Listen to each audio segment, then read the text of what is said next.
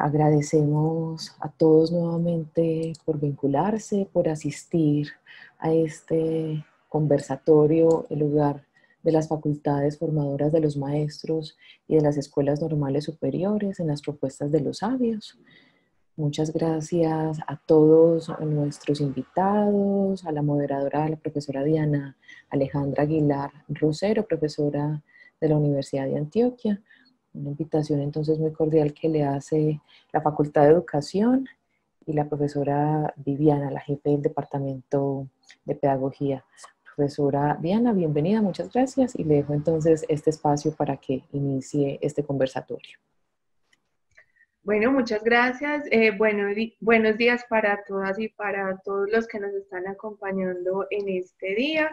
Bueno, aquí tenemos otra jornada de la serie del ciclo de conversatorios que se ha empezado. Hoy este conversatorio va a tener la presencia de 2 rectores de las Escuelas Normales Superiores de Antioquia. Recordemos que este espacio es para un espacio de reflexión, para abrir como la reflexión a toda la comunidad educativa pues, y universitaria, para pensar el lugar de las facultades y de las escuelas normales como instituciones formadoras de maestros en las propuestas de sabios.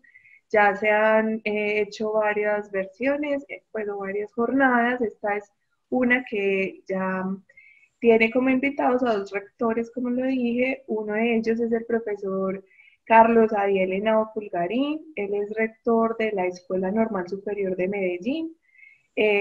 Su formación es como licenciado en Administración Educativa de la Universidad de San Buenaventura, especialista en orientación sexual e informática y telemática, y magíster en Educación de la Universidad de Antioquia.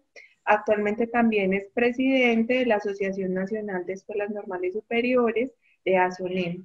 Y también nos acompaña el profesor Jaime Alberto Campolarte. Él es rector de la Escuela Normal Superior Santa Teresita de Sopetrán.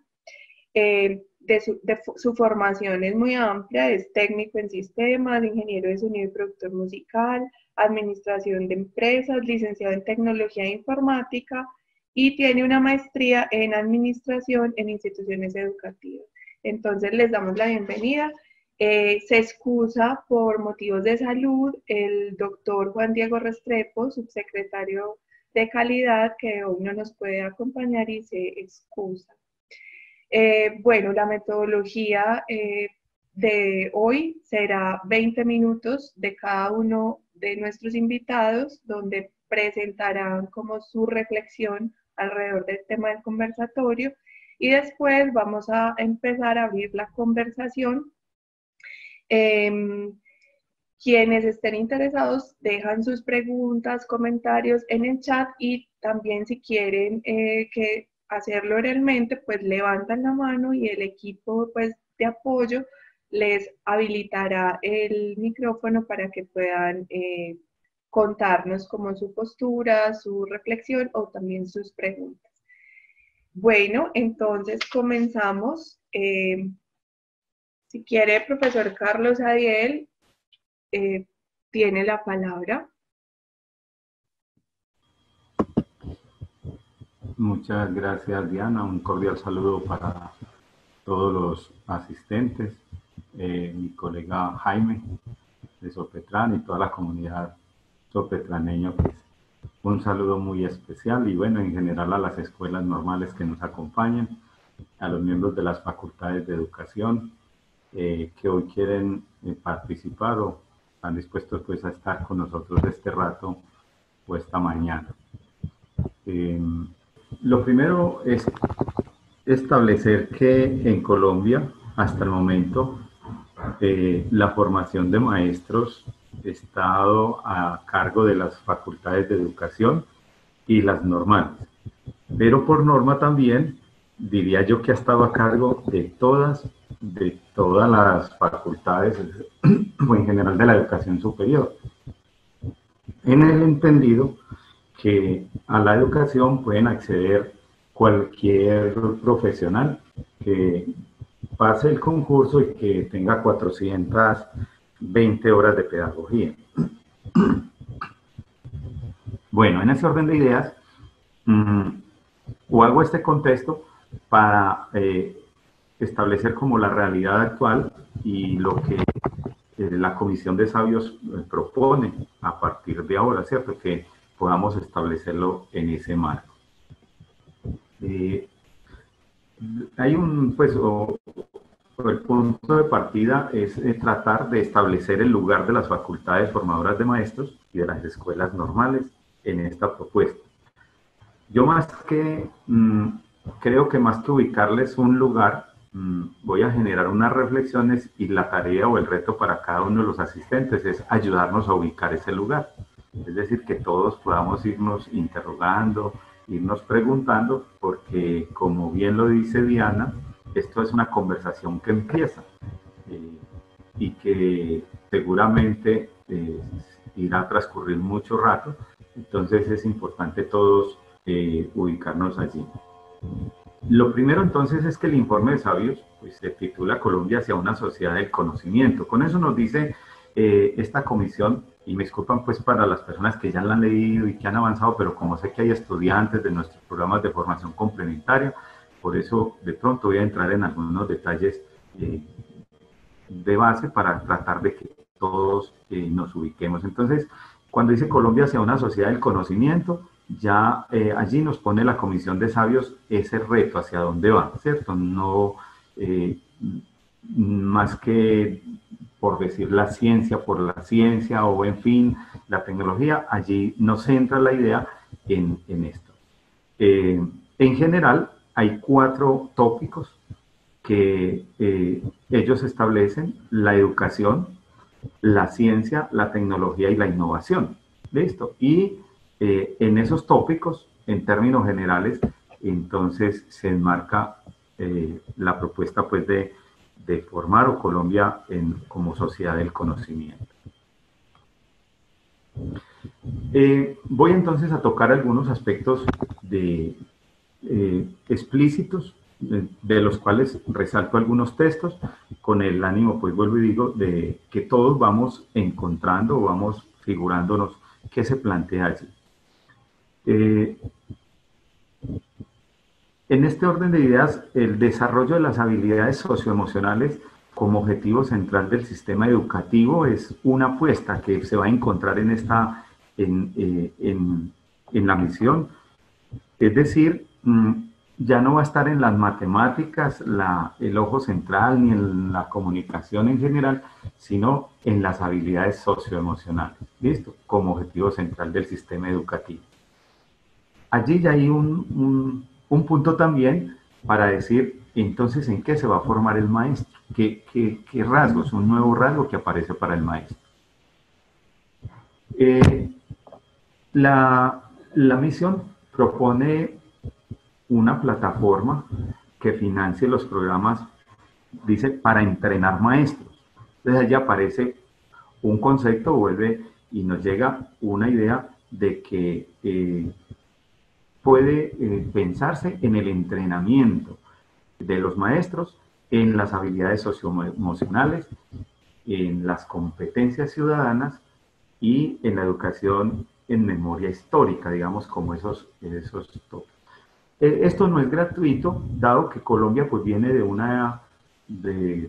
toda una historia de violencia, y esta comisión considera que es a través de estos ejes temáticos como se puede construir o reconstruir el tejido social, seres humanos más dispuestos o más hábiles, más competentes, también podríamos decir, para vivir en una sociedad en paz. En ese orden de ideas, entonces también plantea la comisión, hace una primera convocatoria a las escuelas normales y a las instituciones educativas con licenciatura.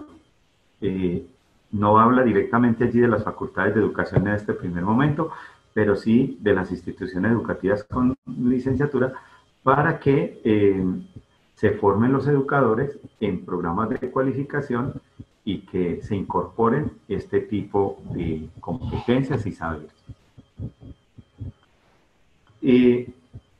Desde esta comisión, entonces, se logra distinguir algo que las normales hemos venido reflexionando también hace rato, y es quién debe ser el maestro de maestros. Normalmente, pues el foco en el sistema de formación de maestros está así en general en el maestro, pero no en el maestro formador de maestros.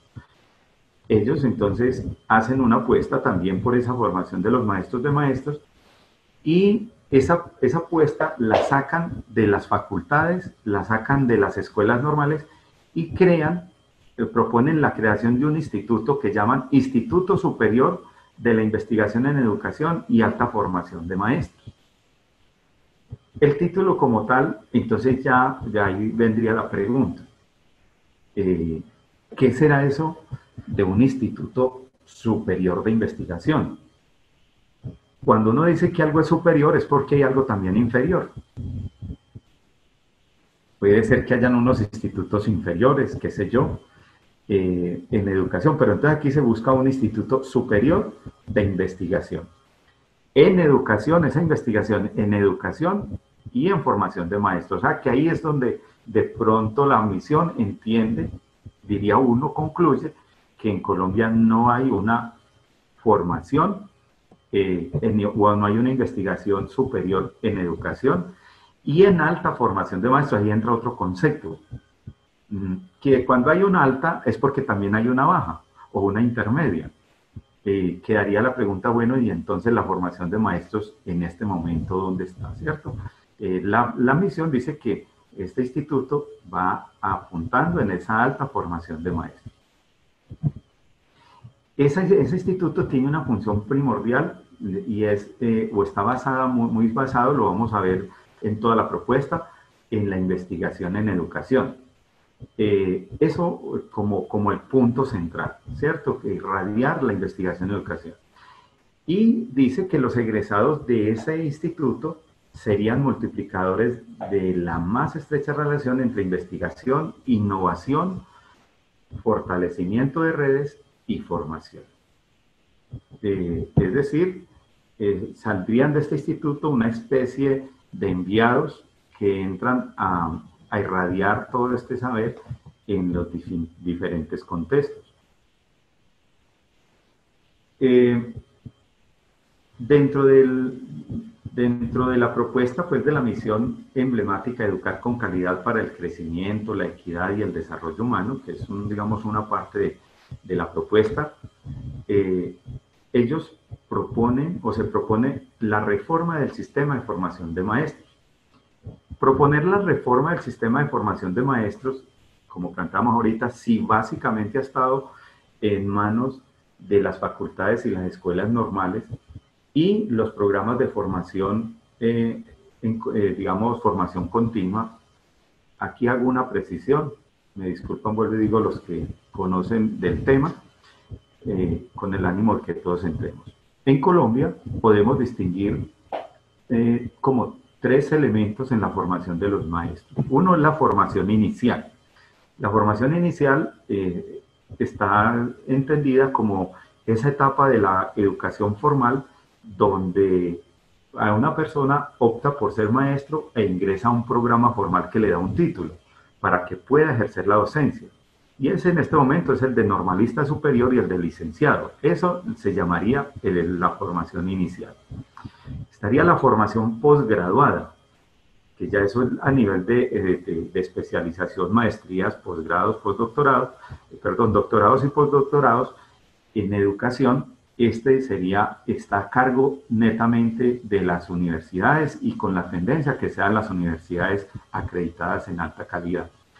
Y el sistema la formación continua del maestro, que está compuesta por todos los cursos que llamamos de capacitación o actualización en servicio, que ofrecen las mismas secretarías de educación, diferentes organismos y las mismas facultades y escuelas normales. Entonces, reformar el sistema de formación de maestros implica tocar todos esos elementos y de alguna manera entonces pensar qué papel jugarían los comités. No los mencionan allí, los comités territoriales de capacitación, por ejemplo, y bueno, lógico, hoy nos centramos en cómo en ese sistema, en esa reforma, qué qué quedaría o en dónde quedarían las escuelas normales. Dice allí que se abrirían programas de educación en todas las universidades acreditadas. Hay un asunto que deja entrever, y es que las universidades no acreditadas no podrían ofrecer programas de educación. Dejaría entrever esta afirmación, la subrayo allí, y crea un sistema, o pone a la cabeza pues, de este proceso de formación el sistema o el Instituto Superior de Investigación en Educación y Alta Formación de Maestros. Es entonces, queda allí como también otro elemento, y es que aparece un organismo con el cual, o del cual en cierta medida, diría yo, vamos a depender o vamos a estar direccionados desde ese organismo, las escuelas normales y las facultades de educación. Y ese organismo nuevamente remarca el proceso o el trabajo en investigación. Dentro de las metas que se establecen de desarrollo para este sistema, que tocan concretamente con ese sistema, en el corto plazo, hay una al 2021, que es que en esta fecha estará funcionando el programa itinerante de grandes maestros nacionales e internacionales. Entonces aparece otra figura. ¿Cómo se clasificarán esos maestros, cierto? Que tienen ese título. ¿Cuáles serán esas características? Me pregunto yo, que soy un aspirante de maestro. ¿Cómo sería entonces si yo quisiera aspirar allá? ¿Qué tendría que hacer? ¿Cierto? Es como la pregunta para los que están en formación. Y esos maestros entonces van a ser maestros itinerantes, que van a promover básicamente las vocaciones en el sistema de normales y en las facultades de educación. Entonces, aquí aparece otro elemento que quiero resaltar. Mientras que las facultades de educación, y muy concretamente las escuelas normales, una de las cosas a la que le apostamos, no sé si acertada o desacertadamente, pero la intencionamos, es la formación en la vocacionalidad en los niños desde preescolar, y de la escuela normal y de otras instituciones, y cómo identificar las vocacionalidades. Este grupo selecto de personas no irían a otro lugar, según esta propuesta, sino a los que ya están en la escuela normal y a los que ya están en la facultad. Por lo tanto, entonces, de alguna manera, diría yo que se le deja un espacio a la facultad y a la normal. Cáptenos esa población y luego nosotros la pulimos. Pues es una forma jocosa como yo lo estoy planteando, como lo podría uno plantear o pensar. Para el 2022, se establece o se piensa que se habrán fortalecido en Colombia el 40% de las escuelas normales. Es un número alto. Aquí es importante para tener en cuenta esto, es que Colombia tiene 137 escuelas normales, y que por lo tanto ese fortalecimiento de ese 40% ya es un número significativo que está por allá cerquita pues a los 60, 65 escuelas normales.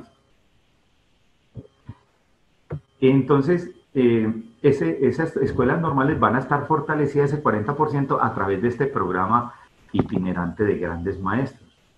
Y la revisión de las estrategias de formación, digamos, como una propuesta allí también de establecimiento de becas a estudiantes de alto rendimiento. Aparece un asunto, un reto, y es cómo atraer a las facultades y a las escuelas normales los mejores estudiantes, que sería, pues, como yo interpreto, lo que llaman aquí estudiantes de alto rendimiento. Para el mismo 2022 se contará con un programa específico de formación de maestros en metodologías de formación. Entonces aquí lo que nos dicen es también de manera específica dónde vamos a centrar la formación en las escuelas normales. En educación artística y cultural, eh, también se va a centrar esto en las competencias socioemocionales, en la investigación y en otros, digamos, elementos como en la reflexión o en el conocimiento pedagógico. Para el 2025 dice que el número de maestros con conocimiento y capacidades básicas, o sea, se va a incrementar pues enormemente ese número de maestros en la parte artística. ¿Por qué se le pone atención a la parte artística? Se necesita colateralmente que el ser humano sea muy sensible y que sea muy lúdico, como una propuesta o un elemento básico de poderse acercar el uno al otro de manera más pacífica. Entonces, estos elementos pues están planteados allí. Esa nueva formación de maestros establece como unas líneas también, o se entresacan unas líneas.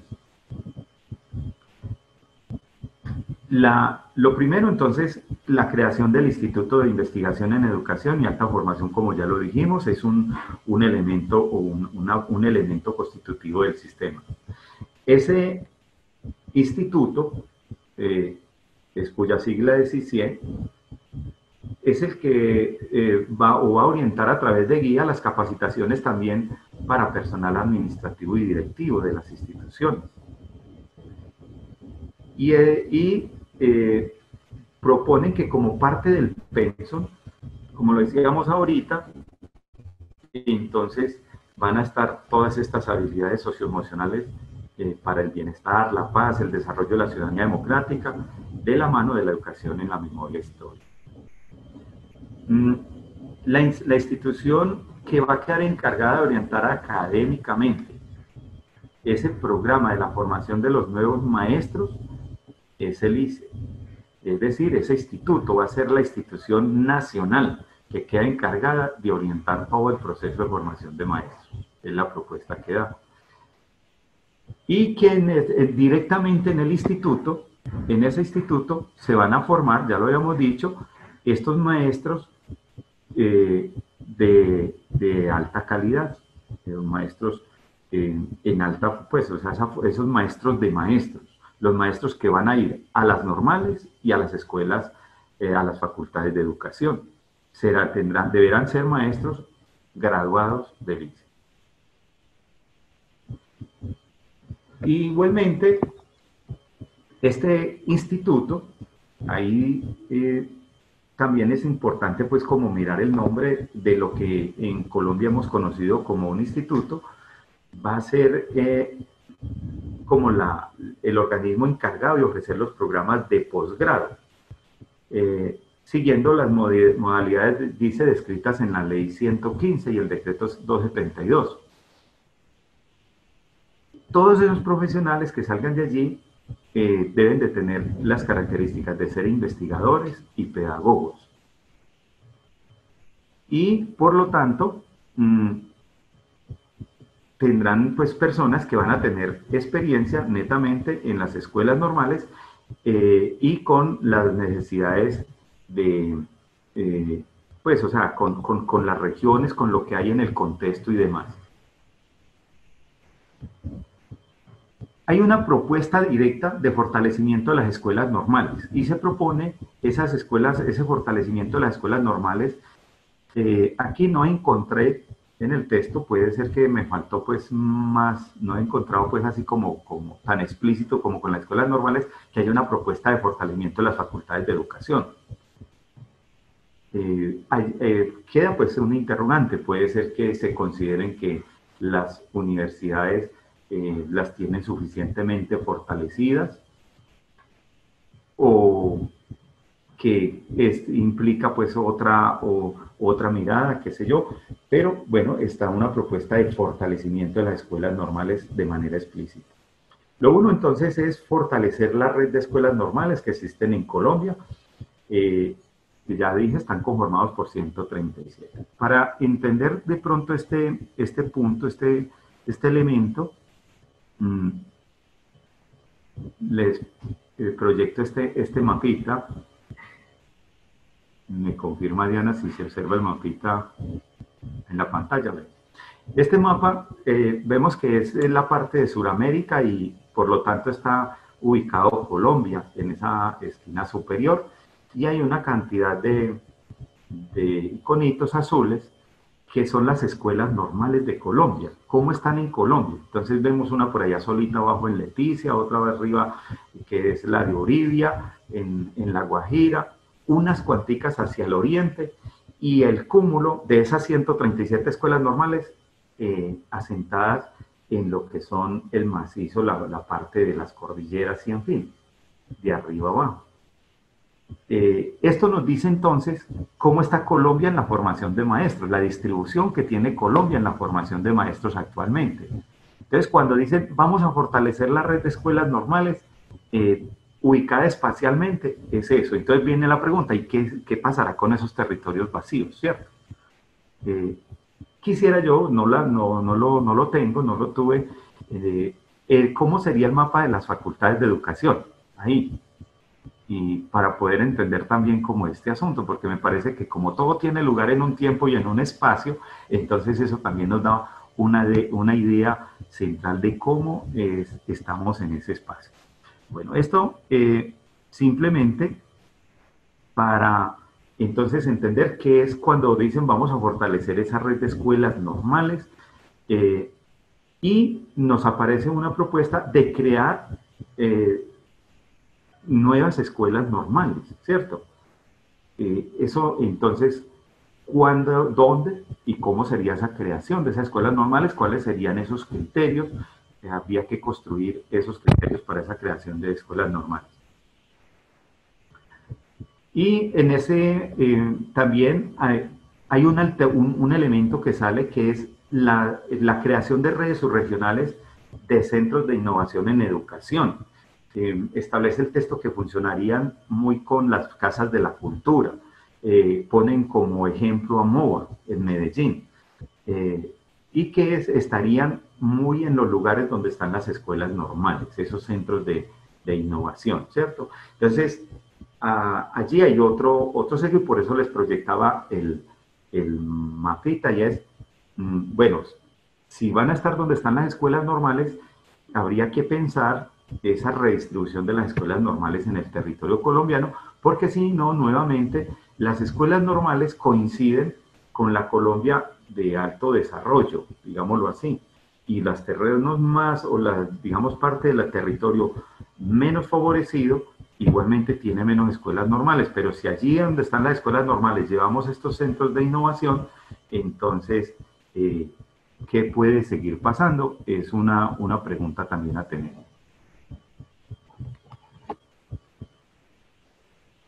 Hay la misión en educación, ciencia, tecnología e innovación hace unas propuestas finales. Y dentro de esas propuestas está la reestructuración del sistema de formación de maestros del país, a partir del fortalecimiento de las escuelas normales, como ya lo venimos recogiendo. O sea, esto es como ya el cierre o las conclusiones. Y a cuya cabeza esté ese instituto, ese Instituto Superior de Investigación en Educación y Alta Formación de Maestros. Ese sería pues como esa reestructuración que hace allí o que se plantea. Hay una convocatoria en esa reestructuración y es formar a los profesores de las normales y de las facultades de educación de todo el país para hacer viables las dos universalizaciones propuestas que tienen que ver con la formación en las competencias psicosociales y con el trabajo o la formación en investigación. Se hace una convocatoria a las facultades para abrir programas de educación de alta calidad. Ahí entonces está también como otro llamado a dónde iría, y se pondrá en funcionamiento un conjunto de redes regionales y subregionales de centros de innovación, ya lo habíamos planteado, como los elementos centrales de esta propuesta.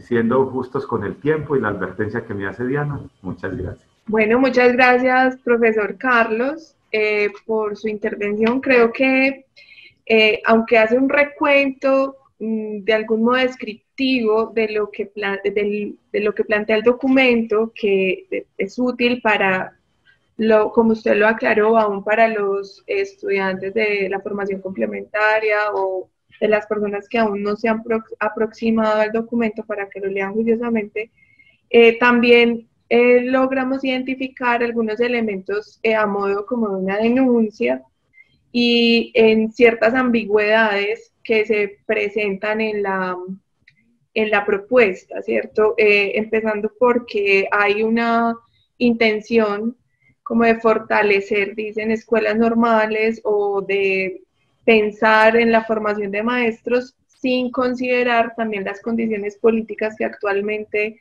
tiene el país y como ya lo han mencionado también en el chat, que ya empezó la discusión y la conversación ahí, esa lectura histórica de la tradición histórica, pues pedagógica que ha tenido las normales y las facultades de educación en el país.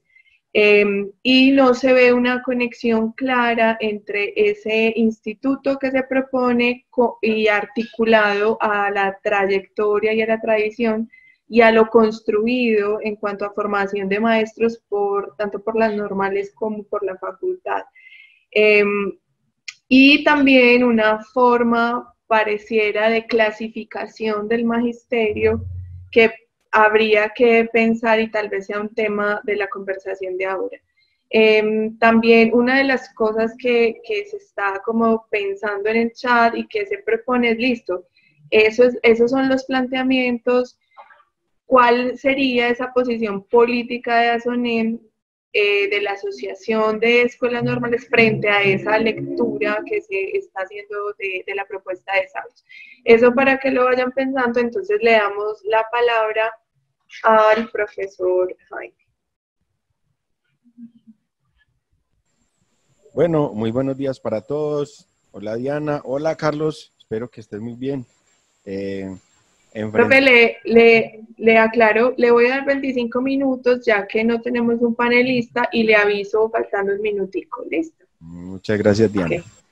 Bueno, antes que todo, pues felicitar a Carlos que hace poco fue nombrado presidente de ASONEM y bueno, la idea es que el grupo de escuelas normales de Antioquia, como hemos venido trabajando ya de manera muy juiciosa hace algunos años, constituidos como RENSA, pues yo creo que desde ahí vamos a tener un fortalecimiento de esa asociación de escuelas normales a nivel nacional, porque pues ha tenido, digamos, unos altibajos y bueno, ahorita yo creo que con el liderazgo paisa, yo creo que podemos sacar un poquito adelante esa asociación, porque Carlos sabe que cuenta con todos los rectores de las escuelas de Antioquia, y es un gran líder. Entonces pues empiezo felicitándolo a él y a ustedes por este espacio. Me parece excelente que las universidades busquen dialogar alrededor de todo lo que está pasando en la educación en Colombia, porque finalmente pues esa es la misión que tenemos como académicos y como pedagogos.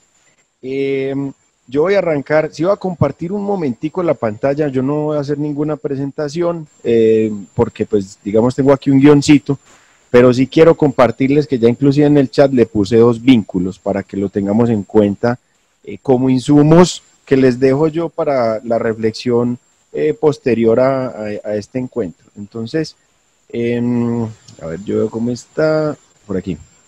En este momento les estoy compartiendo les voy a compartir un fragmento de un artículo que acabamos de publicar en una revista científica sobre la investigación narrativa en la escuela. Entonces quisiera iniciar haciéndole una pequeña lectura. Ahí, como les digo, les dejo el vínculo para que le peguen la leída a todo el documento si lo quieren hacer. Y empiezo con esta frasecita de Freire que dice: toda búsqueda convoca siempre una esperanza.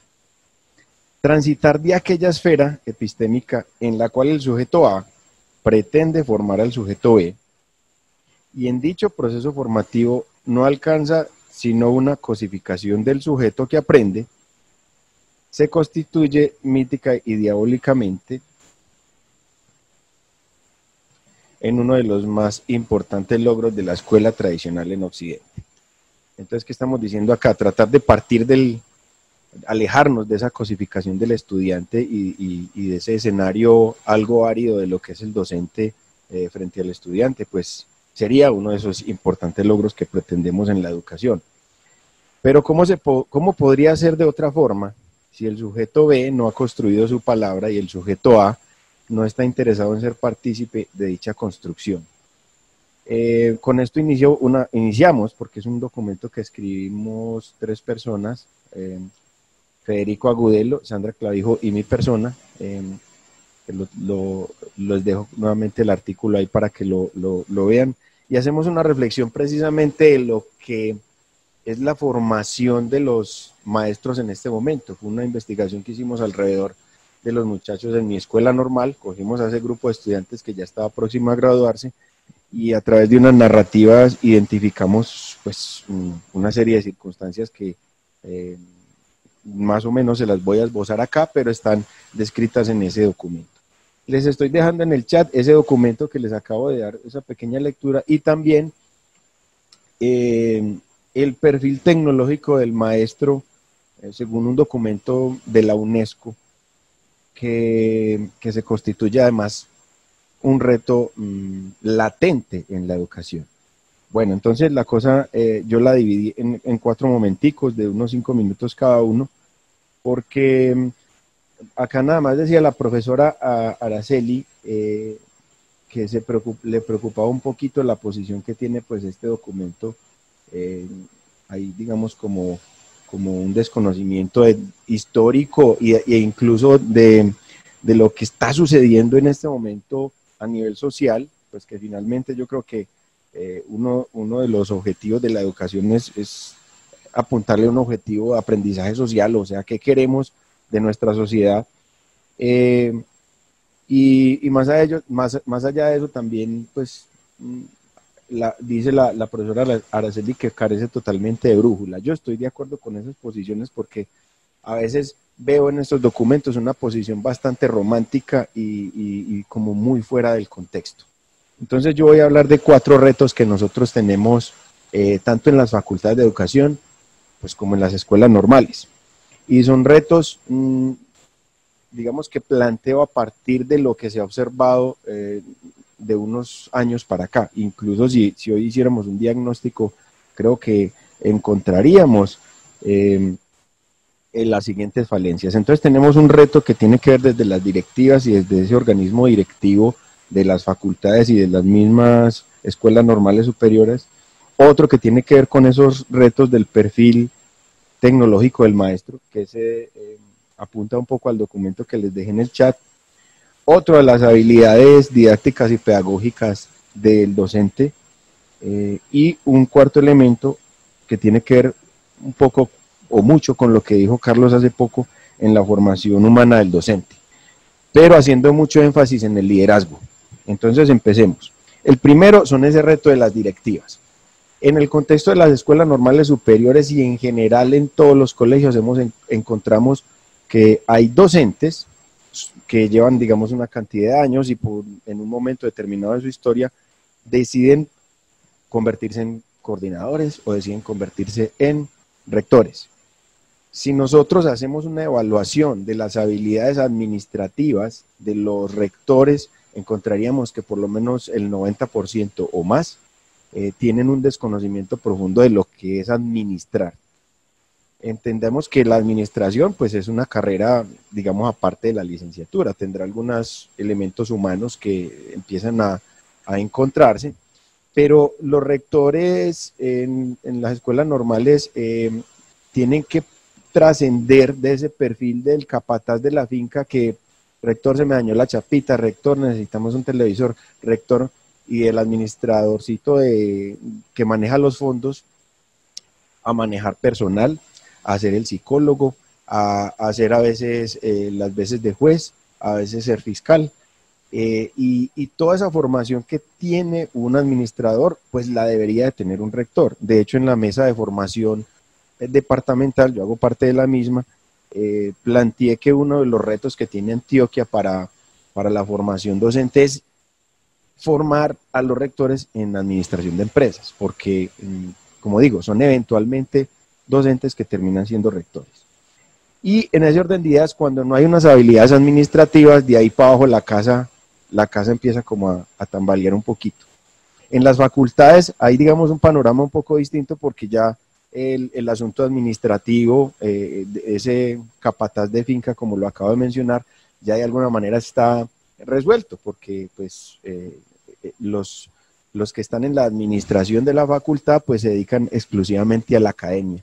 Y esa es la gran falla que tenemos en las escuelas normales, que tenemos rectores que en su gran mayoría, bueno, y hablemos también de las instituciones públicas, tenemos rectores que se alejan mucho de la academia, y no sé, voy a hacer decirlo pues como coloquialmente, no se empeliculan con la pedagogía, no se empeliculan con su PEI, no se empeliculan con las metodologías, e incluso sabemos que en algunas facultades pasa lo mismo, que terminan siendo los directivos de las facultades y los directivos de las escuelas normales unas especies de divas, que son unas personas que están encarando la institución, pero no se meten en esos procesos pedagógicos.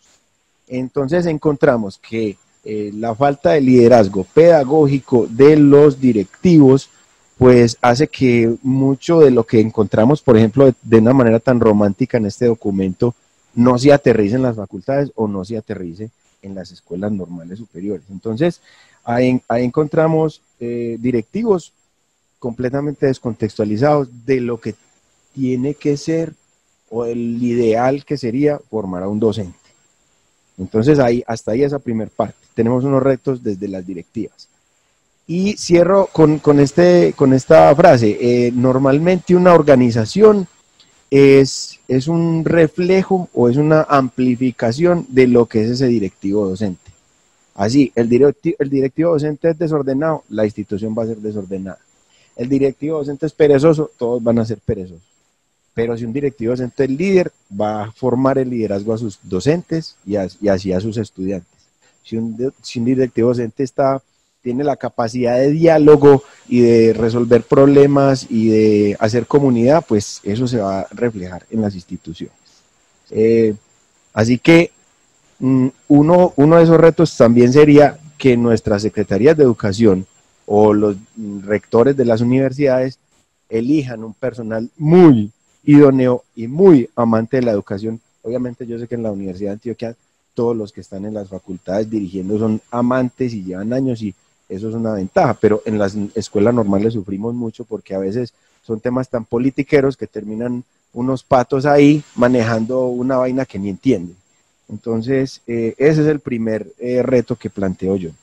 El segundo va desde ese perfil profesional que nos toca formar en las escuelas normales y en las facultades a nuestros maestros.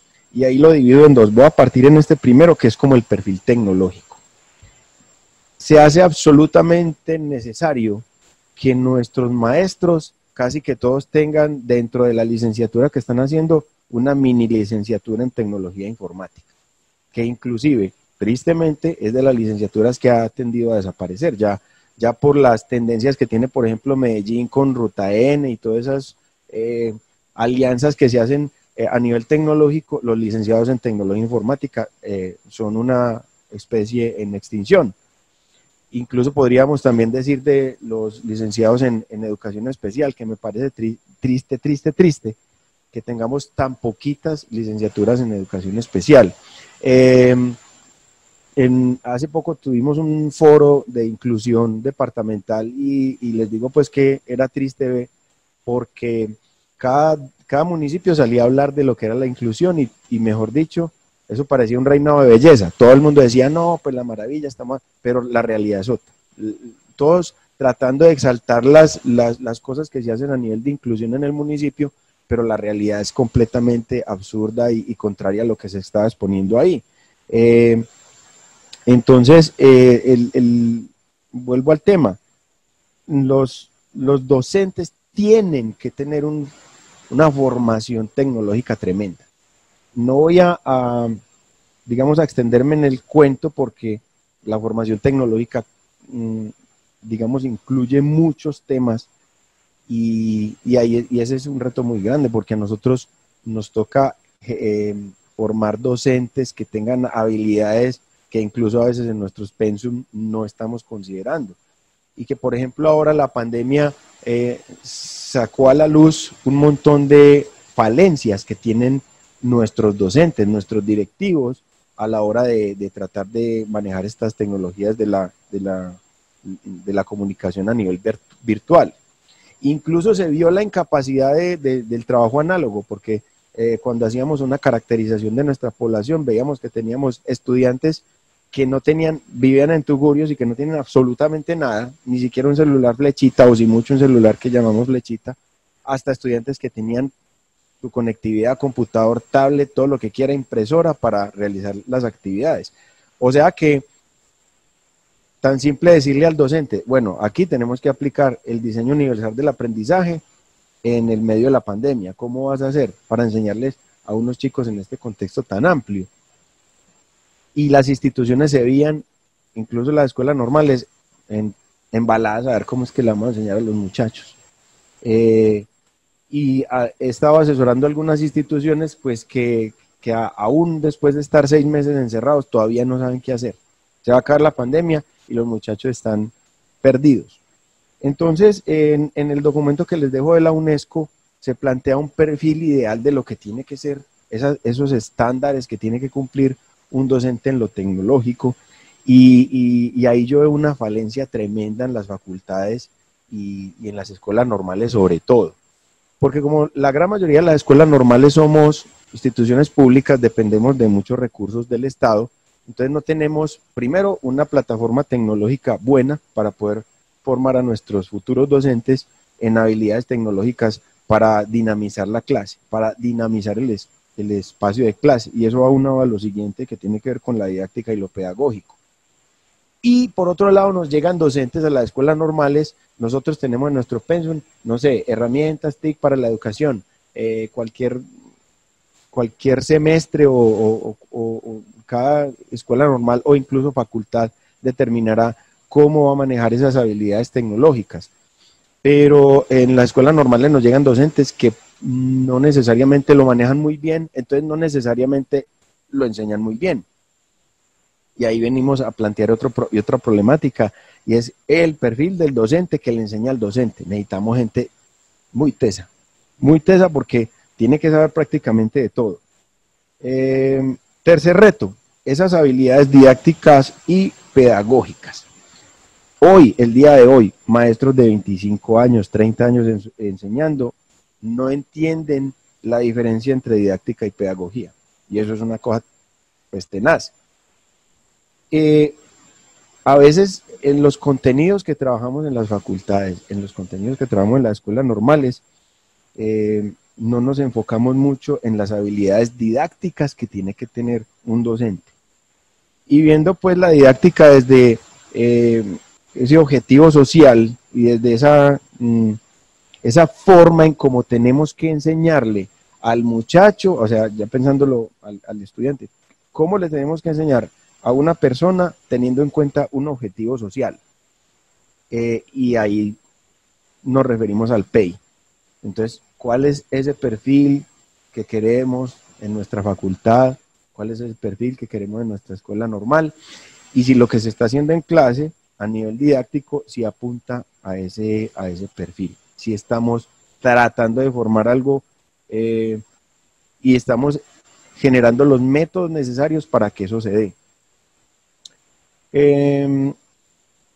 Entonces esa didáctica también está vinculada a la organización escolar, y ahí vuelvo y caigo al punto 1.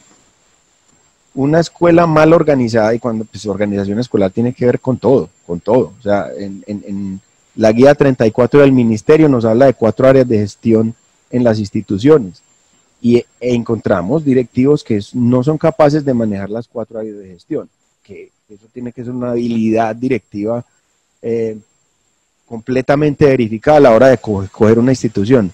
¿Usted conoce las 4 áreas de gestión? Sí. ¿Cuáles son? Esta. ¿Qué hay que hacer en cada una de estas? Y si no tenemos una buena organización escolar, pues vamos a fracasar formando a los futuros docentes, porque incluso la organización escolar hace parte de ese currículo oculto que llamamos, o ese metacurrículo, porque es que los que van a ser futuros maestros aprenden del entorno, aprenden de lo que están viendo, aprenden del maestro que me enseña, y no necesariamente de lo que me está enseñando, sino de cómo me enseña. Entonces, esas habilidades personales, que las voy a dejar de última, también se vuelven absolutamente necesarias. Y en esa didáctica también el tema de la orientación educativa, oriente, por acá Araceli habla de brújula, oriente, ¿para dónde es que vamos? Encontramos organizaciones, escuelas normales y a veces facultades, que no tienen claro el oriente. Entonces hay un pensum y contratan unos maestros para que enseñen estas materias, pero no está claro para dónde vamos, a dónde apuntamos, que este muchacho salga con qué competencias. Podríamos incluso decir cómo está aunada la academia a ese proyecto de vida. Bueno, en lo pedagógico voy a leer literalmente lo que encontramos como una de tantas definiciones de pedagogía, que es una ciencia social enfocada a la investigación y a la reflexión de las teorías educativas en todas las etapas de la vida, no en una sola. Entonces, esto lo planteo, ¿por qué? Porque nosotros en las facultades, listo, estudiamos a Vygotsky, a Piaget, y empezamos a ver un montón de teorías, pero cuando el personaje llega a la práctica, eso como que todo se olvida. Y me parece increíble que uno se desgaste enseñándole a los muchachos una serie de métodos, de teorías, de autores, para que lleguen a un aula de clase a trabajar la típica clase que abro la cartilla, cojo la cartilla y escribo en el tablero, y lo que está en el tablero los muchachos lo pasan al cuaderno, y después yo le voy a pedir que en una hojita me escriba lo que estaba en el cuaderno, que estaba en el tablero, que estaba en la cartilla. Y esa es la educación que tenemos en este momento en su gran mayoría. En este momento yo me encontré, y es como, digamos, el borrador de mi tesis de doctorado, y voy a plantear la pregunta problema muy coloquialmente: ¿por qué, hijo de madres, en las instituciones públicas no somos capaces de hacer integración curricular? Usted va a un colegio privado e encuentra fácilmente la integración curricular, pero son contados en las manos los colegios públicos que logran hacer articulación entre materias, articulación entre docentes, transversalización de áreas. Eso parece casi imposible en lo público, y uno puede empezar a analizar unos factores, digamos, así escuetamente, sin ninguna investigación. Pero es preocupante porque ese también es unos retos. La fragmentación del conocimiento, la fragmentación, tanta materia dispersa, hace que el conocimiento deje de ser significativo para el estudiante. Recordando que el aprendizaje significativo es tomar lo que yo ya sé, partir de ese conocimiento y con el nuevo conocimiento generar otro nuevo conocimiento. Entonces, esa es otra cosa tremenda que vemos en las facultades. A veces, como los profesores son de cátedra y entonces llegan, dan su clase y se van, no se articulan con los demás docentes, no hay un trabajo integral. A mí me parece, por ejemplo, muy relevante lo que hace el CEIPA, que ellos trabajan núcleos problemáticos interdisciplinarios. Entonces no trabajan por materias, ni trabajan en esa fragmentación del conocimiento, sino que trabajan por proyectos, y ven a la hora de sacar un proyecto adelante cuáles son las materias que se articulan para hacerlo. Y eso es lo que es la vida. Es decir, cuando a nosotros nos ponen una tarea en mi lugar de trabajo, yo tengo que articular diferentes conocimientos para poder dar un resultado. Entonces ese es otro reto tremendo que tenemos, y es lograr la articulación de nuestras mallas curriculares de manera efectiva y que no sigan fragmentadas. Por último, encontramos o pongo como un reto, pues, es que ya lo mencionaba Carlos, la formación humana de nuestros docentes. Y lo digo porque uno se encuentra en este momento y pues, hombre, uno parte de lo que hay. Los docentes de ahora, hombre, tienen estos aspectos negativos. Esperemos que estas nuevas generaciones no los tengan. Y un problema que yo veo gigante es que sí o sí un docente tiene que ser líder en la comunidad en la que está. Los docentes que llegan así como que no saben cómo hablar, que hablan pasito, que no participan, que no generan ideas, que no son núcleo social en el entorno en el que están, tristemente no le van a servir a ese documento idealista pues que estamos estudiando, pero tristemente no le van a servir a la sociedad en la que están inmersos. La formación humana del docente tiene que ser tan fuerte que salgan líderes, no podemos decir innatos, porque finalmente pueden llegar personas por su trasegar humano con algunas dificultades para ser líderes, pero esa formación se tiene que dar y tiene que ser un capítulo grande en nuestros pensum. Y les voy a hacer un paralelo. Una vez nos visitaron unos estudiantes de licenciatura a la escuela normal y se encontraron los estudiantes de la escuela normal con los de la licenciatura y les pusimos un grupo de muchachos ahí a ver qué pasaba.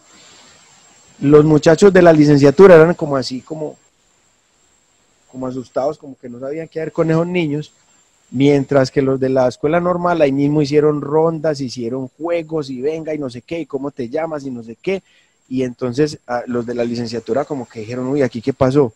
Estos muchachos en 2 segundos ya formaron actividades sin tener que sentarse a planear ni nada de eso.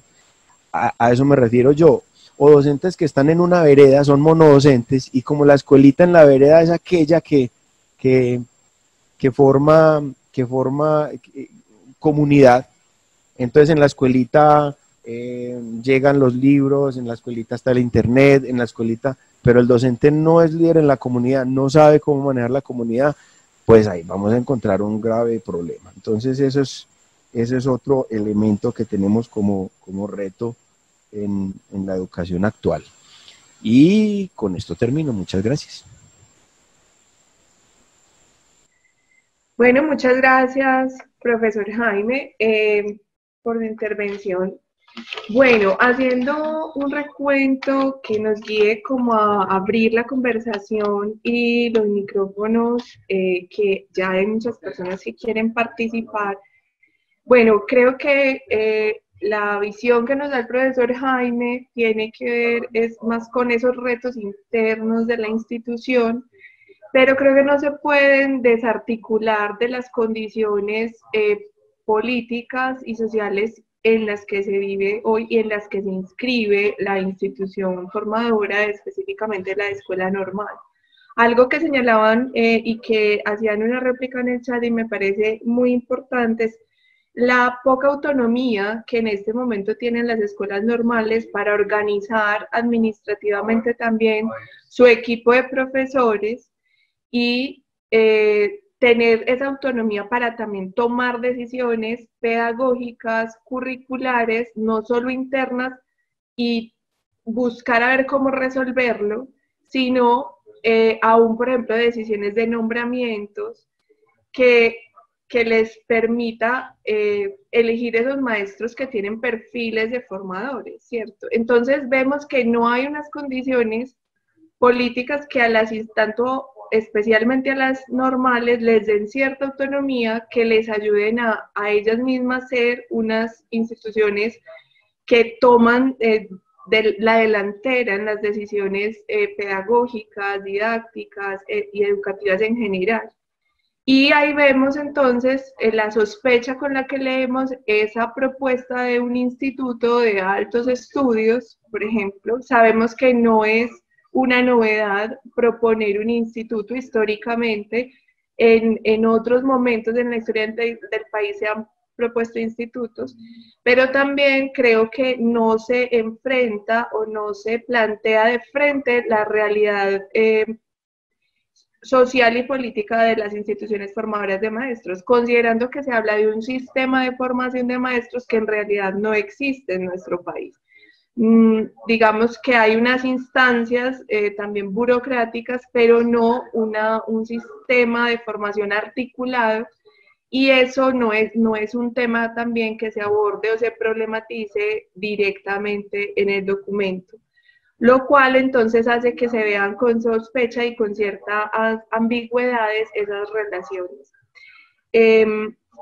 Efectivamente, algo que es muy recurrente en el documento y lo han señalado los dos conversadores, y es que se reclama un nuevo maestro, una transformación en el rol, pero algo que ha sido reiterado aún también en las intervenciones de los chats es de qué maestro están hablando, saben qué maestro se está formando, y considerando además que en nuestro país cualquier profesional puede ejercer la profesión docente, tanto en el sector privado como en el sector público, ¿cierto? Como lo señaló. Entonces, ¿qué significa hablar de un maestro y responsabilizar a las instituciones como facultades y escuelas normales de la formación de un maestro cuando en el sistema educativo no necesariamente llegan solo maestros formados en normales y en facultades? Bueno, eso entre muchos otros temas, y está pendiente entonces volver sobre la pregunta inicial. Entonces, ¿cuál es la posición de las normales frente a esas propuestas, ¿cierto? ¿Cuál sería entonces el lugar alternativo o también como la respuesta que se hace ante esas propuestas que se presentan en el documento?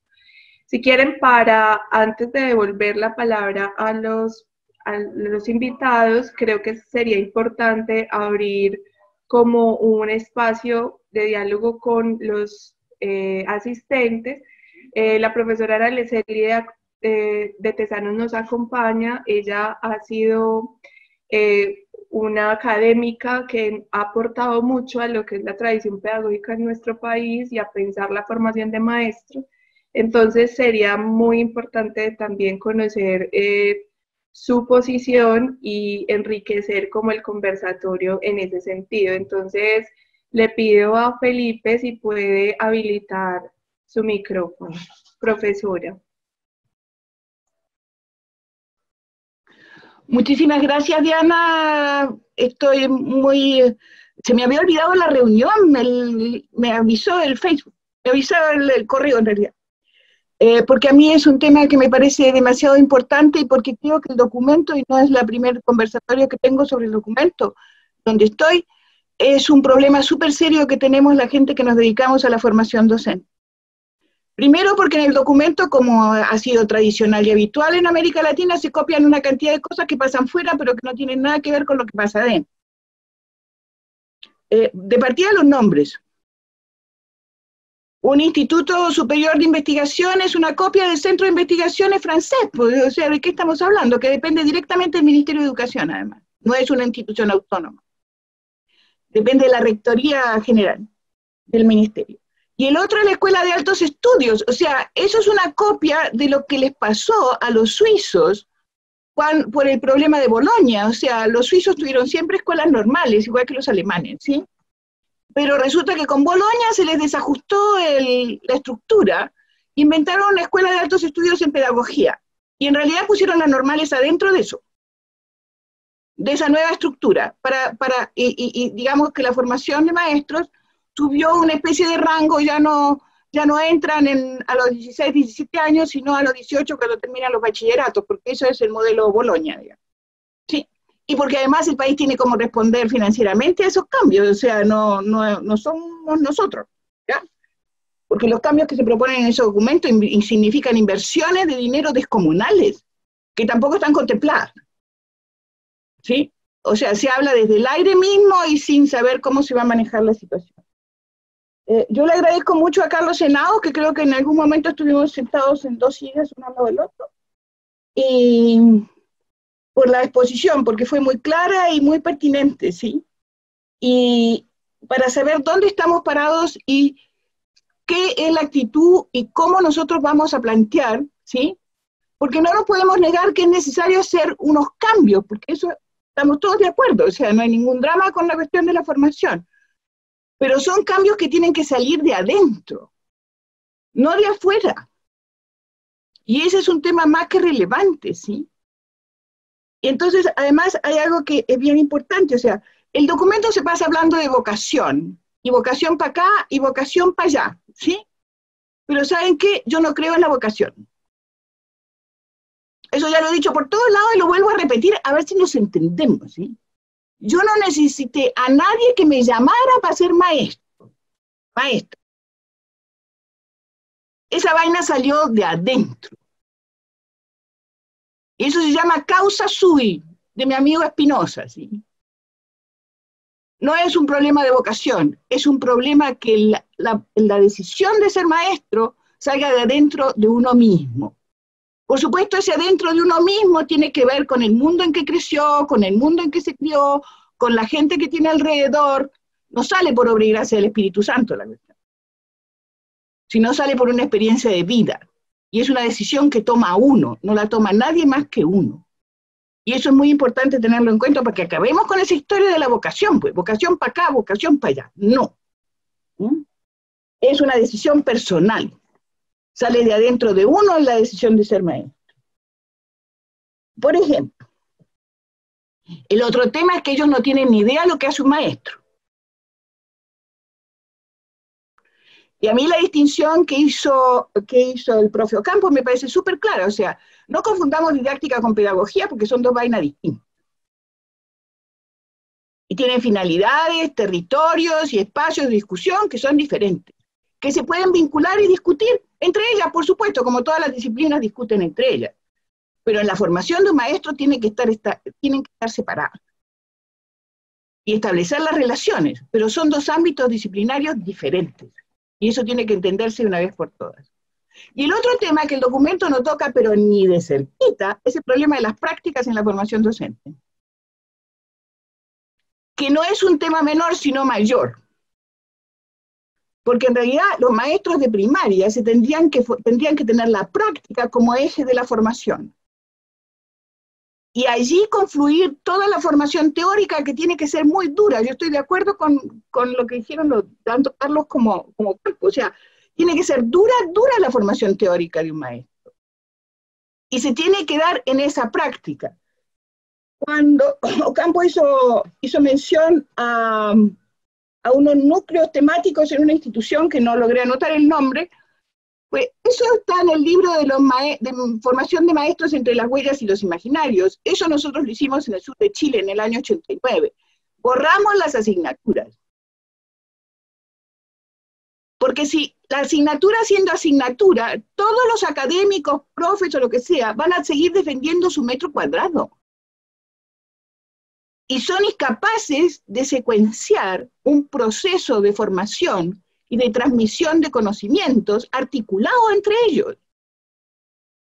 Y cuando uno quiebra las asignaturas y transforma las asignaturas en seminarios que tienen que estar coordinados unos con otros, obliga a la gente a trabajar juntas.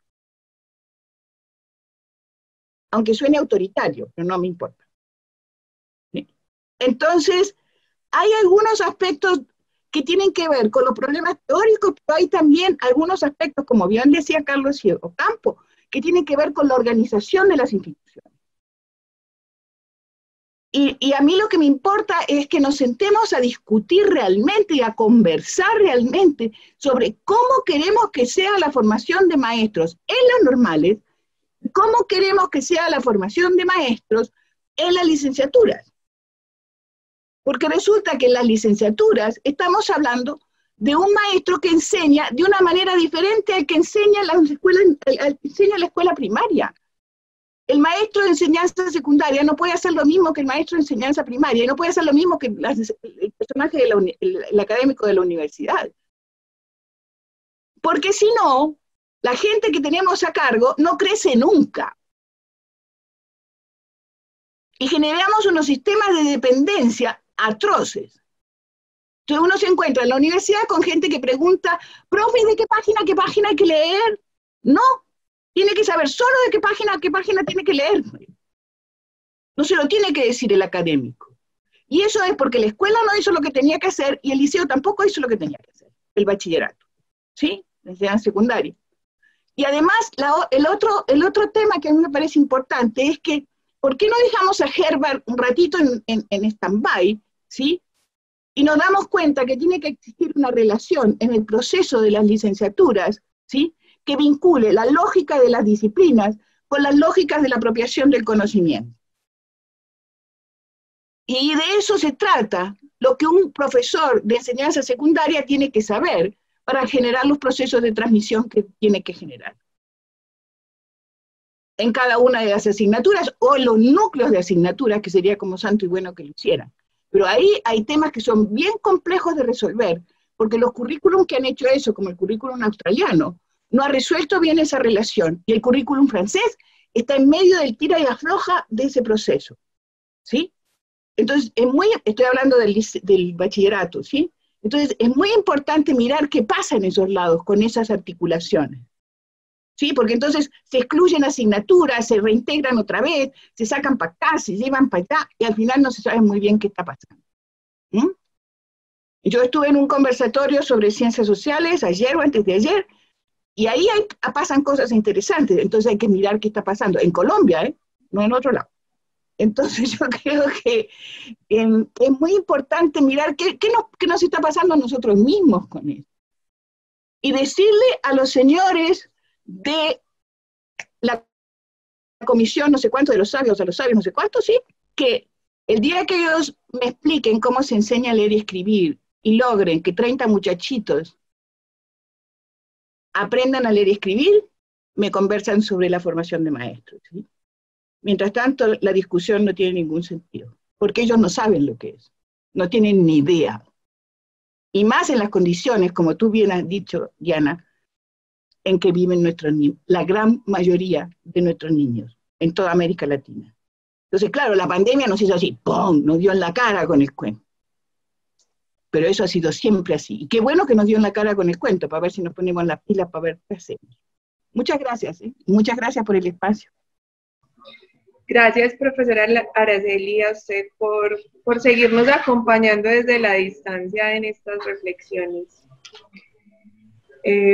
Bueno, creo que la profe señala algo muy importante que puede articular como la conversación que sigue, y cuando él habla de que, ella habla de los cambios deben salir de adentro, y creo que ese es uno de los dilemas en el que estamos, porque salen estos documentos y ahí mismo lo que pensamos es, bueno, ¿qué tenemos que hacer? ¿Qué nos están pidiendo que hacer? Pero la invitación, y creo que esa invitación que nos hace la profesora está también marcada de nuestra historia, de lo que fue, por ejemplo, el movimiento pedagógico, de lo que fueron la Expedición Pedagógica Nacional, donde fueron las reformas, las transformaciones educativas, tuvieron lugares a partir de la iniciativa de la movilización social del magisterio, de los intelectuales también en ese momento, de universidades y de otros profesionales, y aún hasta de padres de familia,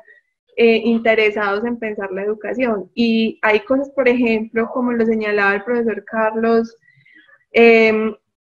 que dicen, hay unos maestros itinerantes, eso ya se había planteado desde el movimiento pedagógico, sí, y se había planteado en la Expedición Pedagógica Nacional, pero fueron iniciativas propias de los maestros, ¿cierto? No fueron unos maestros de otra clase o de otros altos estudios, como lo decía el profesor también Carlos, sino un reconocimiento aún en términos de ver lo que esos maestros valientes habían hecho en lugares donde nadie había llegado, o donde ni siquiera a veces el Estado había hecho una presencia de lo que hacían los maestros. Aún sabemos en el conflicto armado la memoria de los maestros y lo que ha sido la escuela como un refugio de paz, y aún también de formación para la paz en las comunidades que han enfrentado la violencia de frente, ¿cierto?, en sus niños, con las familias con las que trabajan.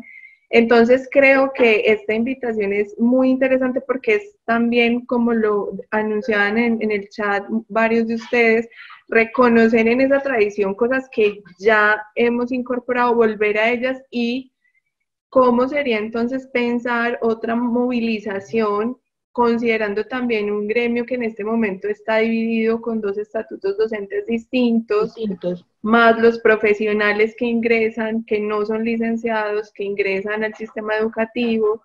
Entonces, ¿qué significaría pensar en este momento un movimiento pedagógico donde las iniciativas de transformación, tanto internas, institucionales, pedagógicas y didácticas, como lo plantea el profesor Jaime y la profesora Araceli, pero también la política educativa, lo pensamos desde ahí, desde las apuestas particulares de las instituciones, tanto facultades como normales, y de todo el gremio docente, ¿cierto?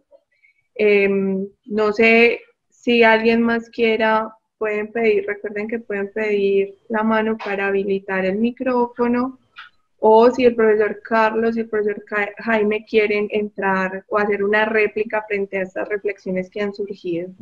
Gracias, Diana. Sí, precisamente me parece interesante en este ejercicio, primero agradeciendo a todos los asistentes los comentarios que han habido en el chat.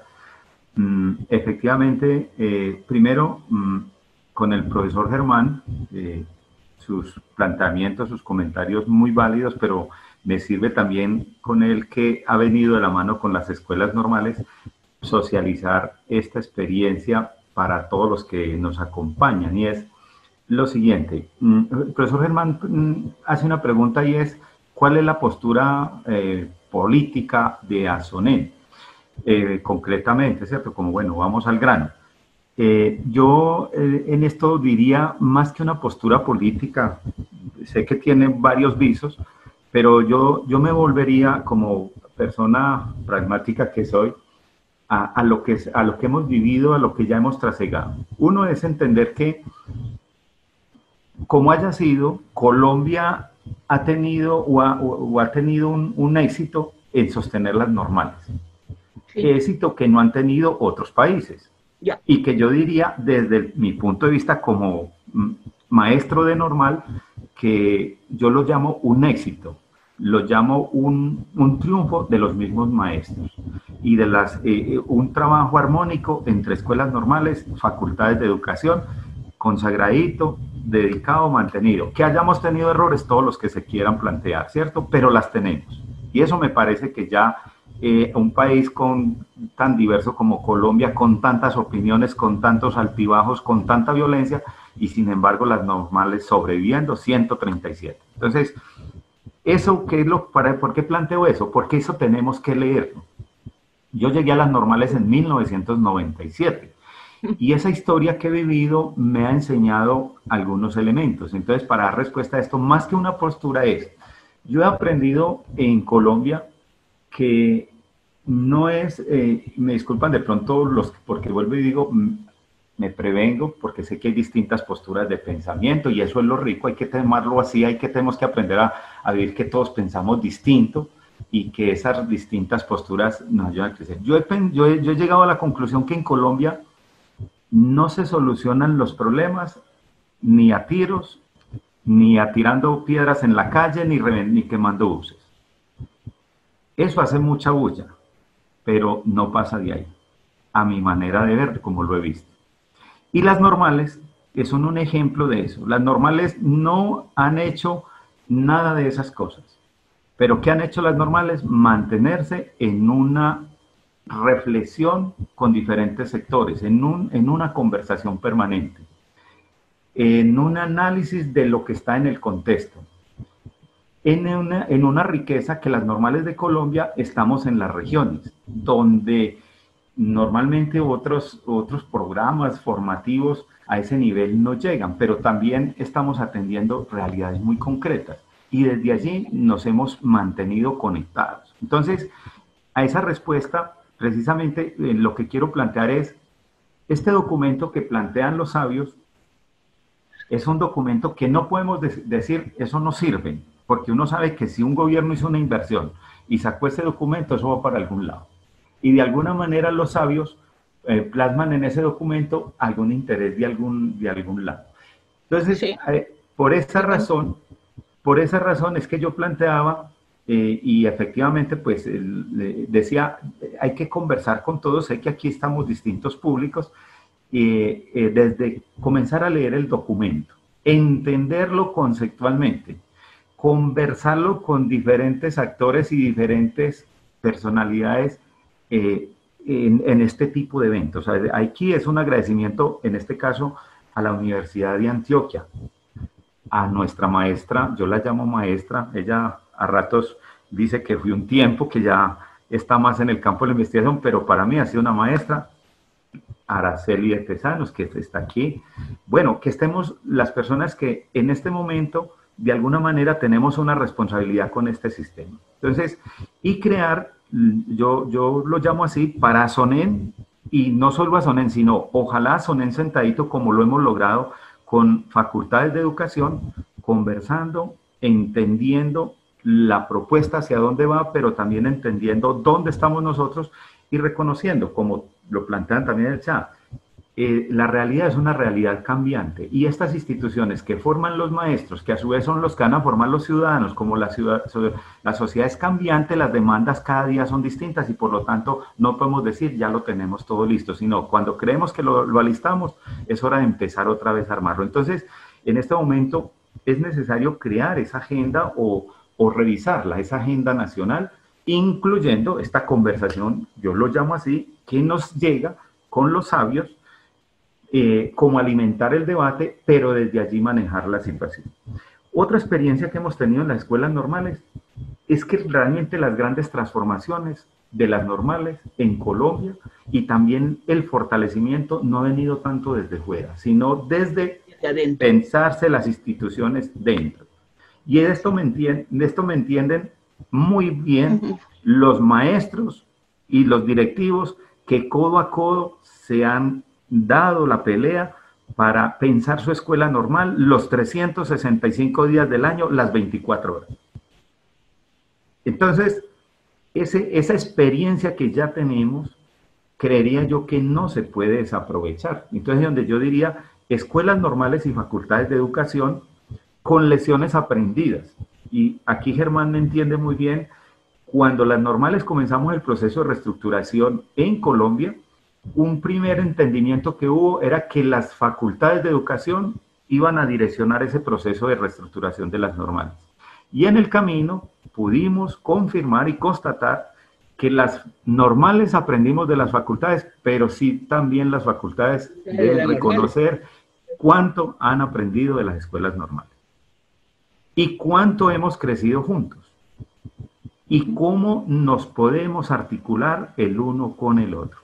Cómo las facultades y las normales, porque también hubo un momento que entendíamos que éramos, que no cabíamos en el mismo lugar, que o sobraban las normales o sobraban las facultades. Llegamos a entender que nos complementamos.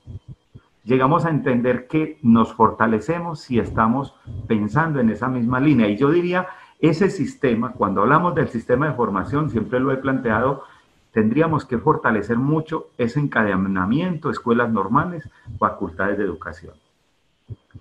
Aquí en este sentido también nos toca interrogar, porque doy otro ejemplo que ha pasado en Colombia. Aquí no quiero pues como plantear discusiones porque cada uno tiene su visión. Yo voy a plantear lo que pasó, las cosas que han pasado y que nos ha demostrado nuestro país.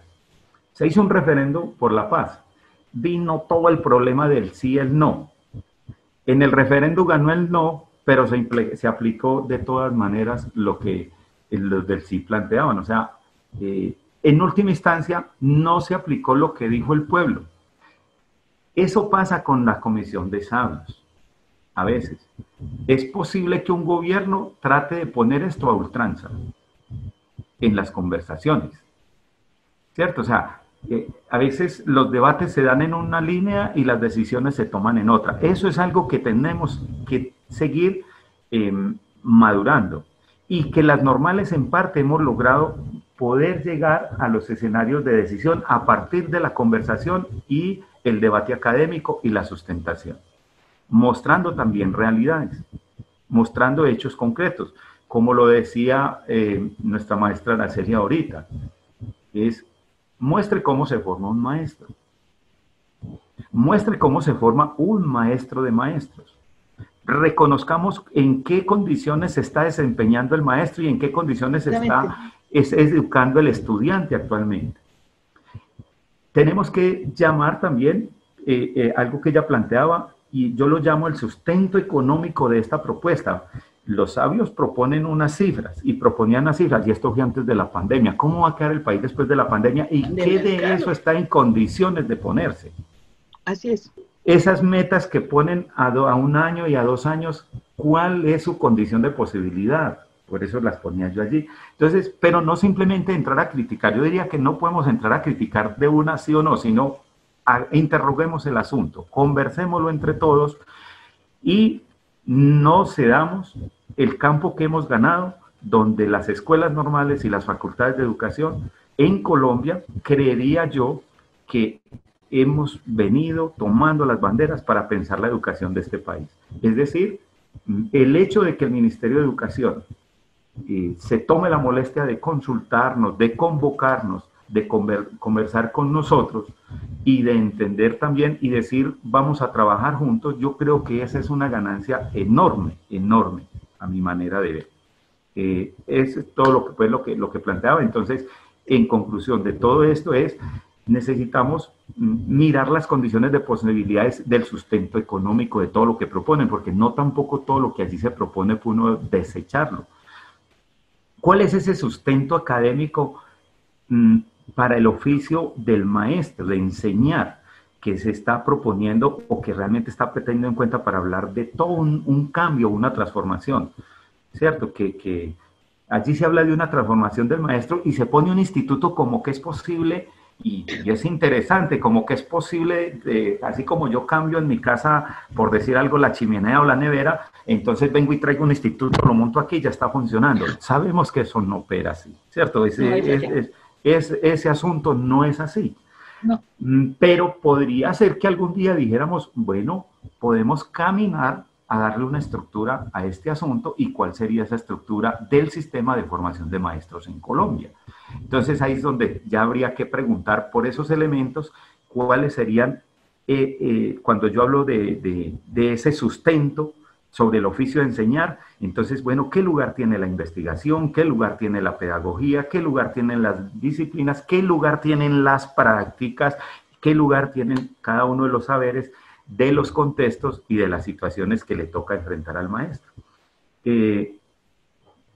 ¿Cuál es la lectura que hoy hay? Porque esa también habría que hacérsela al informe de los sabios. Leer ese informe y leerlo tras de una lectura del ciudadano que Colombia anhela tener, o que sería deseable tener en Colombia. ¿Cuáles son esas características? La Constitución del 91 comenzó con unos asuntos, ahora todos estos debates de la paz indudablemente nos han dejado otros elementos grabados desde las prácticas y desde esa historia. Entonces, porque conocer ese ciudadano deseable es llamar entonces el sistema, cuáles son esos énfasis que tendría que tener para desarrollar esas características en ese ciudadano. Otro elemento fundamental sería, Colombia tiene unos planes decenales, y digo tiene porque aunque digamos ha pasado, los planes actuales van recogiendo ciertas líneas, y hay un plan a 2026 y ya se viene pensando el del otro decenio. Eso que se tiene allí, esos elementos que han sido de un consenso y de una concertación nacional, esos elementos, ¿cómo conversan con ese informe?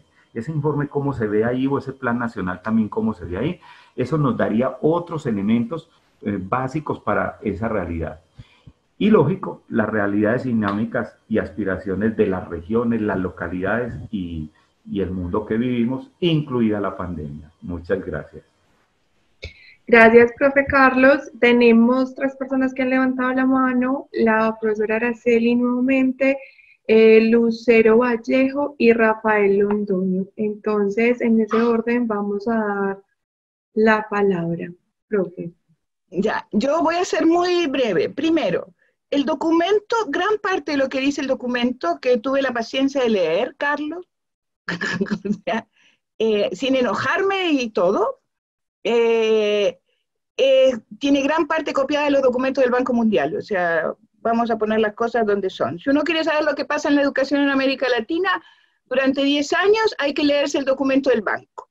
Debe estar por salir el del próximo decenio, o sea, porque sale siempre en los años que terminan en 0. Entonces, tuvimos el del 10 al 20 y ahora vamos a tener del 20 al 30, así que sería bueno leerlo. ¿Sí? Los documentos de UNESCO en general sobre formación de maestros no fueron consultados con maestros, esto es necesario que lo sepan, ¿sí? Yo sé cómo funcionó el Task Force porque conozco a la gente que estuvo adentro, nunca fueron consultados los maestros sobre esos documentos. Fueron consultados los expertos, pero no los maestros, y eso es muy importante reconocer. El otro tema que me parece muy importante que señala Carlos, la Facultad de Educación y las escuelas normales, desde los inicios del surgimiento de las dos, ¿sí? Han trabajado siempre juntas. Por ejemplo, cuando en la Argentina se funda la Facultad de Ciencias de Educación de la Universidad de La Plata, uno de los fines de esa facultad es formar los maestros de las normales, no los profesores, no solo los profesores de enseñanza secundaria.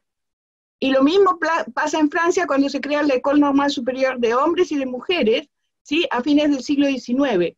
Es para formar a los maestros que enseñan en las escuelas normales primarias, que son nuestras escuelas normales. Bueno, ya. Eso es. Y el otro tema que a mí me parece muy importante es que a mí me parece muy extraño que el documento, cuando habla de investigación, no hace ninguna referencia al desarrollo que tuvo la investigación educativa en Colombia y pedagógica. El SIUP no existe. Y en el SIUP se produjeron investigaciones no menores, ¿sí? La gente que trabajó en la historia de la práctica pedagógica, ¿sí? Es otro grupo de investigación poderoso, el grupo Federici. Todos esos es como si en la historia del país no hubieran existido nunca. No tenemos historia en investigación. ¿Quién les dijo? Entonces, y además yo conozco a muchos de los sabios, que ese es mi problema también. Entonces, incluso alguno que ha sido estudiante mío, además. Entonces, peor todavía. Y lo último que quiero decir, ya que Diana mencionó el movimiento pedagógico, yo no quiero dejar de hablar sin hacer mención a Abel Rodríguez hoy, que tuvo la mala idea de irse. Y eso no se le hace a los amigos cuando están en la pelea. Solamente eso. Sí, muchas gracias, profe. Sí, lamentamos mucho esa pérdida tan grande para el país y para el magisterio del profesor Abel Rodríguez. Bueno, continuamos entonces con Rafael Londoño, que mantiene la mano. Entonces le damos la palabra. Sí, no, y sí debemos de la... o también Liliana Vallejo había solicitado la palabra. Profesor Rafael. ¿Me escuchas? Sí, te escuchamos. Bueno, muchas gracias. Es un honor estar participando, además al lado de mi rector de la Normal, de la Escuela Normal Superior de Medellín, a quien admiro profundamente, y ahora conociendo a Araceli en voz en voz propia y igualmente con el rector,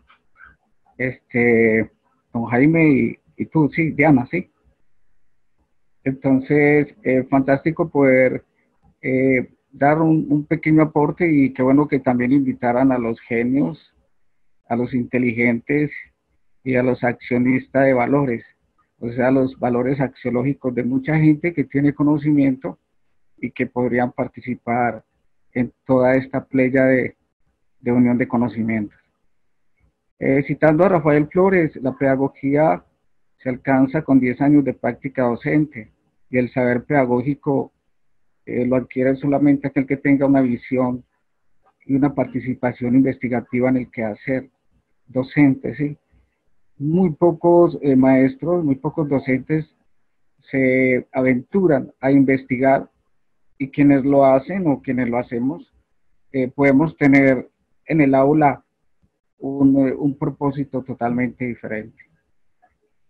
Se hablaba también ahora de lo que es el arte, ¿sí? En tu introducción, y también por parte de Juan Carlos, acerca de que el arte sensibiliza, el arte lleva esa herencia cultural que los tiempos nos han edificado para poder construirnos. El profesor Rafael es un constructo de un legado cultural científico, lingüístico, un legado cultural que es propio de recogerlo, y más ahora que la tecnología ha avanzado tanto y nos regala la oportunidad de poder adquirirlo en una forma fácil. Y con maestros que también tienen ese mismo orden de percepción y lo entregan con mucha vehemencia y con mucha dedicación. En parte de lo de la vocación, sí, con Araceli estoy de acuerdo en el sentido de que eso nace y es del alma. Se inscribe en el corazón y cada vez que se camina, la sangre te hierve, la sangre te proporciona como estar ahí parado y dar y dar. El verdadero pedagogo quizás es el que enseña poco, pero que ve que muchos aprenden. El verdadero pedagogo es aquel que puede ofrecer una oportunidad al otro de subirse sobre sus hombros y ver cómo camina por encima de los hombros de otros, porque es una edificación también del constructo de vida del otro y hay que mirarlo hacia el futuro. El saber pedagógico es otro elemento diferente a lo que es la didáctica de la pedagogía misma y el saber pedagógico.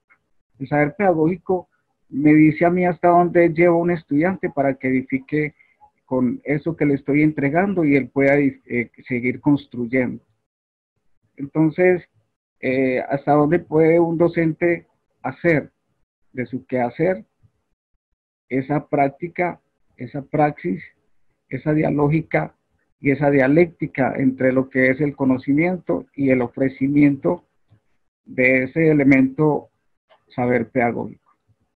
¿Cómo transformo a partir de lo que yo sé con las herramientas que acabo de mencionar? Entonces, cuando en un salón alguien está muy callado o alguien está muy inquieto, yo llevo la parte de la pedagogía musical, por ejemplo, el ritmo, el acento, el pulso, el ostinato. Llevo lo que es la armonía entre lo que es una tónica, una subtónica, una mediante. Y veo que en cada salón, en cada grupo, están expresados esos tipos de personajes dentro de una aula. Entonces, ¿quién tiene la mínima nota? ¿El que más habla? El que más callado está, o quién tiene la máxima nota. Y yo creo que en un grupo donde hay armonía social, es importante darle el valor que el otro tiene por su silencio o por la participación al hablar, ¿sí? Otro elemento importante es que en las normales se hace a un lado la pedagogía como tal, en el sentido de la enseñabilidad para que el niño que está en preescolar tenga hacia el grado 11 y el ciclo complementario conocimientos pedagógicos que él entienda hacia dónde va. Igualmente la didáctica. Si hay una buena didáctica, una buena metodología, estrategias que lleven a este niño a ser un joven con aspiraciones docentes, debe ser guiado de tal manera de que su maestro sea pedagogo, que su maestro sepa para dónde es que va y cómo fue que él también lo fue. Entonces, si las normales fueran realmente unos hacedores de su misión y su visión, el maestro de preescolar no solamente es un maestro, es un docente, pedagogo, investigador y es un académico, no un academicista. Es un ser adaptado a lo que es la sociedad actual y que viene de un constructo desde antes. Entonces, si se habla de la tecnología, si se habla de la ofimática, si se habla de la telemática, si vamos a hacer un convenio, un estudiante me decía, por ejemplo, profesor, entonces escribo esto en el cuaderno, y le decía, no, pero si ya está escrito, porque apréndelo y construye, produce, porque español, yo enseño lengua castellana en el colegio, y les digo a los estudiantes, hay que producir. Están las herramientas de la metáfora, están los homófonos, están los conectores, vamos a crear palabras, vamos a crear un sentido de lo que nosotros tenemos dentro. Entonces, en la línea de que las normales en la visión y su misión, el maestro, el docente debe tener un constructo de no solamente de tecnología, aplicarlo y llevarlo al aula, sino también esa inteligencia intra e interpersonal, como lo hablan las inteligencias múltiples, ¿sí? En el sentido de que somos integrales, somos seres humanos que nos integramos, somos seres humanos que somos permisivos desde el punto de vista del sentimiento. Y creo que cada una de las materias, cada currículo hay que sentirlo, llevarlo al estudiante, como una comunicación que me llegó esta mañana: profesor, es que usted me da paz. Profesor, qué paciencia la que usted tiene. ¿Y eso en qué se traduce? De que el sentimiento con que se entrega el conocimiento es la razón del poder. Y el docente tiene poder, autoridad y algo muy bonito y hermoso, y es don divino. Ese don de transmitir es un don bastante interesante. Profe Rafael, gracias. Sigue la profesora Lucero y nos acaba de levantar la mano la profesora Gloria Marlene Cávit. Les pido, nos quedan 13 minutos para cerrar el conversatorio, entonces que sus intervenciones sean precisas para que puedan hacerse las dos intervenciones y podamos hacer el cierre del conversatorio. Gracias. Profesora Lucero, tiene la palabra. Bueno, no sé si entonces, mientras la profesora Lucero arregla lo del micrófono, la profesora Marlene hace su intervención. Hola, buenos días para todos. Gracias, porque de verdad que hay conversatorio tan interesante, y yo que he sido una de las que me he cuestionado, porque he llegado a comprender que las escuelas normales están como en un momento no de crisis, pero sí donde uno se siente como agobiado porque sabe todo de la política y del sistema cómo están. Yo sí quisiera que a partir de este conversatorio salgan propuestas muy buenas para ASONE, que la ASONE sea pues un puente muy importante con el Ministerio y con la Secretaría de Educación. Cuando uno alcanza a comprender todo este conversatorio, uno dice, bueno, ¿quiénes son los maestros y directivos que debemos estar en las escuelas normales? Porque lo decía el compañero Jaime, don Carlos, y el compañero que habla ahora, pensamos que el maestro de la normal viene solamente a su aula y cumple una función de dar una clase, pero no hay una trascendencia más allá. Yo pienso que hay que empezar a hacer un conversatorio con docentes de escuelas normales para que ellos puedan resignificar su labor desde la vocacionalidad. Esa sería como mi propuesta. Cómo empezar a hacer conversatorios con docentes de escuelas normales y que sea una convocatoria muy motivadora, muy dinámica, donde podamos darle a comprender a nuestros maestros de las escuelas normales que no somos maestros del común y corriente, del maestro que va al colegio, da su hora de clase y listo, que no hay otras precisiones importantes. Entonces dejo como esta propuesta para todos. De verdad que sí me interesaría mucho empezar a involucrar en esta dinámica de conversatorios, de reuniones, a los maestros de las escuelas normales. Gracias por permitirme intervenir. Entonces vamos a aprovechar estos últimos minutos dándole las gracias a los invitados panelistas que nos hicieron esas intervenciones iniciales y nos provocaron la conversación, y a todos los que se han mantenido conectados estas 2 horas y darles pues las gracias. Creo que ha sido un tema que aún está por seguir discutiéndose, pero creo que han salido asuntos muy interesantes. Primero es también cómo estos documentos también nos permiten hacer una lectura sobre nosotros, o sea, interrogarnos a nosotros mismos, y es evidente y claro, y se ha reiterado en las intervenciones, que hay todavía unos retos de la formación de maestros que tenemos que seguir pensando, tanto escuelas normales como facultades de educación, que tiene que ver también con los procesos de enseñanza y aprendizaje que adelantamos en las instituciones, de cómo formamos a los maestros, de esa formación tecnológica en estos tiempos de pandemia, también todo lo que ha pasado con esa lectura de lo socioemocional, que es un reto necesariamente formativo, ¿sí? Para pensar, listo, no es vocación, entonces, ¿qué significa formar maestros? Maestros comprometidos éticamente con su oficio, pedagógicamente y políticamente comprometidos. Creo que es un asunto seguir pensando la idea del currículo al interior de las escuelas normales, de la integración de los saberes, de esas apuestas concretas por la enseñanza que son transformadoras, que son contextualizadas, pero por otro lado está también ese lugar que tenemos las instituciones formadoras y cómo se ve de alguna manera interrogado cuando aparecen propuestas como el instituto. Y eso nos lleva a pensar en nuestra tradición de formación de maestros y de instituciones formadoras en el país.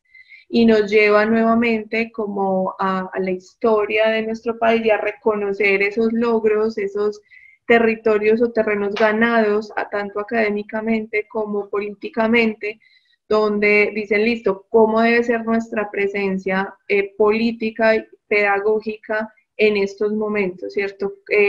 Algo que decía el profesor Carlos es no ceder el terreno que hemos ganado, los aprendizajes que hemos adquirido, sí, y cómo apropiarnos de eso y también permitir que las nuevas generaciones de maestros se apropien de eso. Y creo que el trabajo desde, y pues como lo decía la profesora Zulagua, la profesora Araceli, desde adentro, la idea es que nosotros también unamos esfuerzos y continuemos fortaleciendo las alianzas entre facultades y normales que permitan también una movilización no en términos solamente contestatarios, como hacía la invitación el profesor Carlos Adiel, sino propositivos, ¿cierto? Nosotros conocemos la historia, conocemos lo que son las escuelas, los maestros saben qué significa participar, sobre todo las escuelas normales en sus contextos rurales, formar maestros para la ruralidad, maestros que han enfrentado el conflicto armado, que han tenido experiencia de formación en